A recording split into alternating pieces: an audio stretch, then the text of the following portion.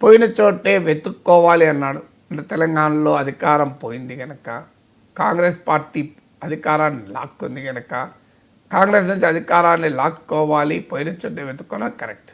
కానీ కాంగ్రెస్ పార్టీ నుంచి అధికారాన్ని లాక్కోవడానికి మరో పార్టీ కూడా ముందుకు వస్తుంది.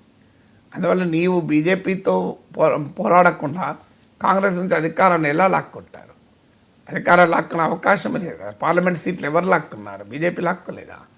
సో బీఆర్ఎస్కి అర్థం కావాల్సింది కాంగ్రెస్ ఒక్కటే శత్రువు కాదు.